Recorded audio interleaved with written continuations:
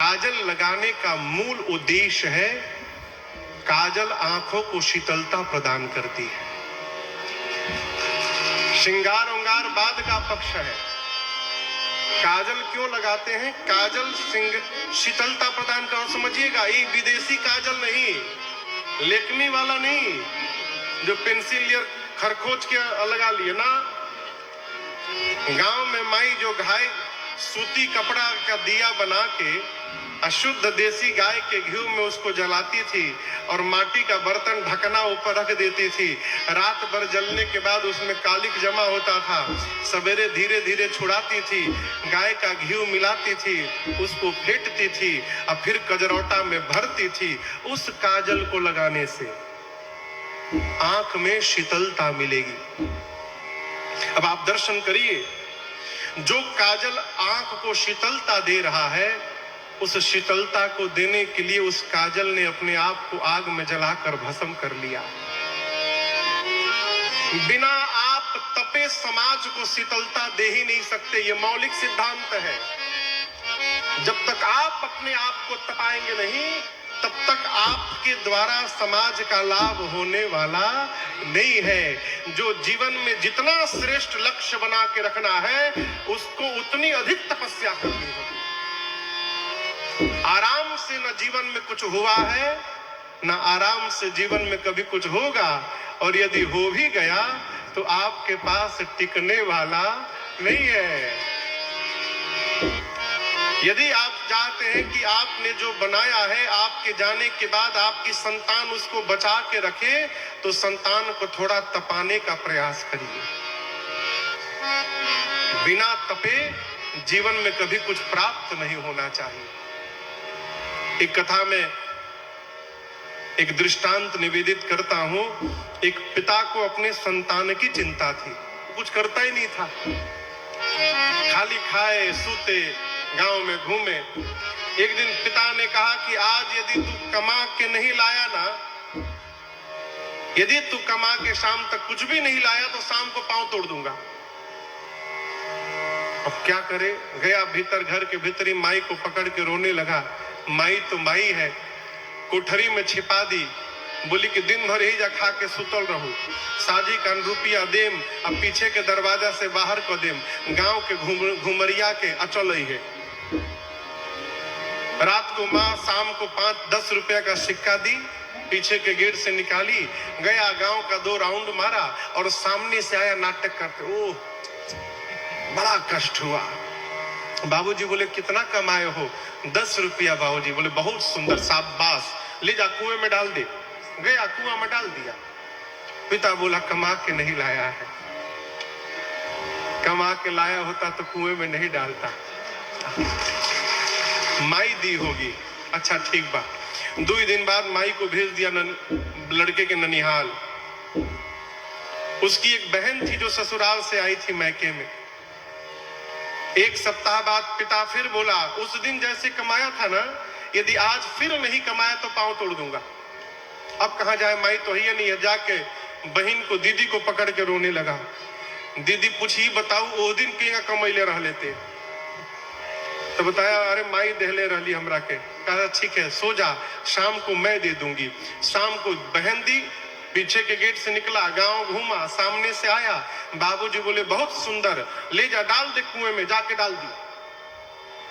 पिता बोला आज फिर कमा के नहीं आया है।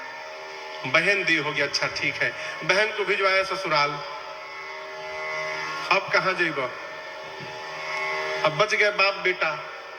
3-4 दिन बाद फिर पिता ने कहा, यदि आज फिर नहीं कमाया तो आज तोड़ दूंगा, और आज बचाहू वाला क्यों नहीं के भीतर।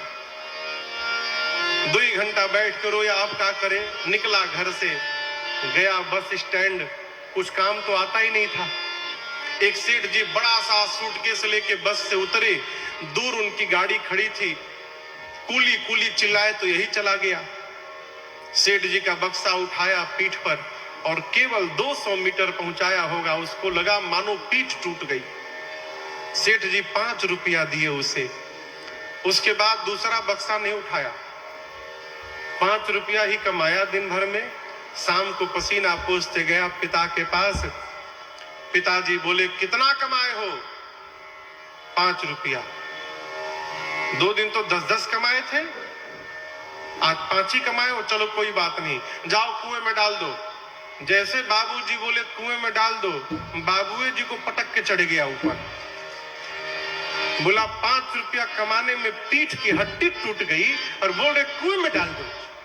कितने मेहनत से कमाया हूं मैं जानता हूं। पिता ने बच्चे को गले लगा लिया, कहा बेटे आज तू कमा के आया है तो 5 रुपए का दर्द तुझे पता चला। पिछली बार तू 10 रुपया कमा के नहीं लाया था, इसलिए उसके दर्द का पता नहीं चला, तूने जाके कुएं में डाल दिया। ये कथा कहती है बिना तपस्या जब तक जीवन में कुछ भी प्राप्त होगा उसके मोल का पता चलने वाला नहीं है। इसलिए बच्चों को थोड़ा तपाइए। जीवन में अभाव का होना बहुत आवश्यक है। अभाव होने पर स्वभाव सदा रहता है और अभाव नहीं होगा हो तो स्वभाव को बिगड़ने से कोई रोकने वाला नहीं है। बहुत रुपया हो जाए ना तो आदमी शुरू कर लेता है खोला खोला।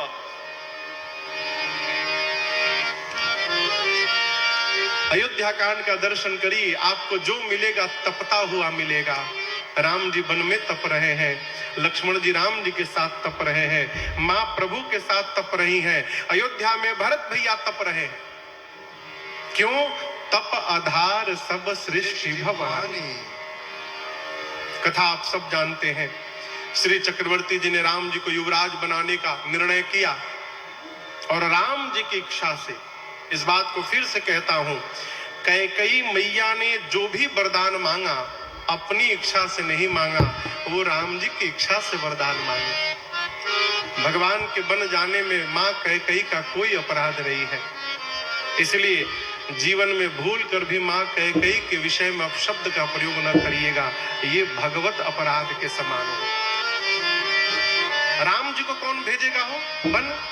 राम कीन्ह चाहे सोई होई।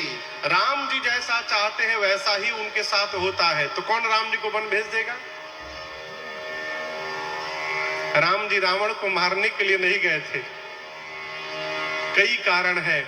महाराज राजा बनाने लगे, राम जी सोचे मैंने जीवन में कोई तप किया ही नहीं है और बिना तपस्या किए मैं पिता की संपत्ति को संभालूंगा कैसे? अस्तु राम जी रचना बनाकर 14 वर्ष तपने चले गए।